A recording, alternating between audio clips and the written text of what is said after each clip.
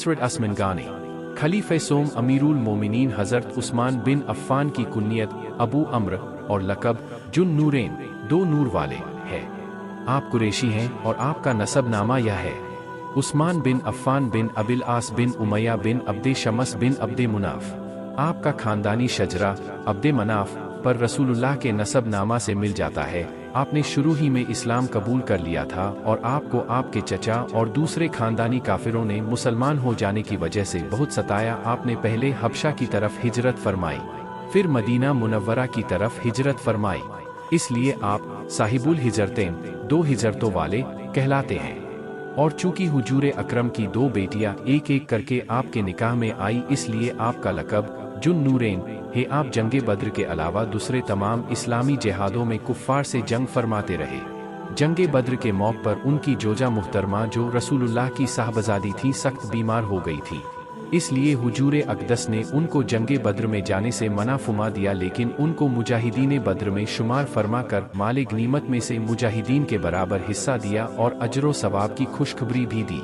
हज़रत अमीरुल मोमिनीन उमर फारूक अज़म की शहादत के बाद आप खलीफा चुने गए और 12 बरस तक तख्त खिलाफत को सरफराज फरमाते रहे। आपके दौरे खिलाफत में इस्लामी हुकूमत की सरहदों में बहुत ज़्यादा फैलाव हुआ और अफ्रीका वगैरह बहुत से देश कब्जा में आकर खिलाफत राशिदा के ज़ेरे नगी हुए।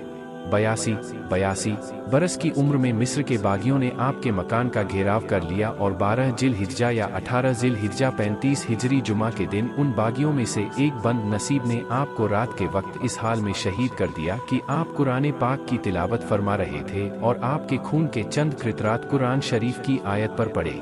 जनाजा की नमाज हुजूर अक़दस के फूफी जाद भाई आपके हज़रत ज़ुबैर बिन अवाम रज़ी अल्लाहु अन्हु ने पढ़ाई और आप मदीना मुनव्वरा के कब्रस्तान जन्नतुल वक़ी में मदफन हैं।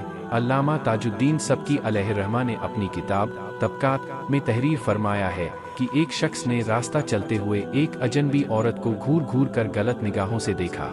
उसके बाद यह शख्स अमीरुल मोमिनीन हज़रत उस्मान गुनी की खिदमत अक़दस में हाजिर हुआ। उस शख्स को देखकर हज़रत अमीरुल मोमिनीन ने निहायत ही पुरजलाल लहजे में फरमाया कि तुम लोग ऐसे हालत में मेरे सामने आते हो कि तुम्हारी आंखों में जिना के असरात होते हैं। उस आदमी ने जल भुनकर कहा कि रसूलुल्लाह के बाद आप पर वही उतरने लगी है, आपको यह कैसे मालूम हो गया कि मेरी आंखों में जिना के असरात हैं?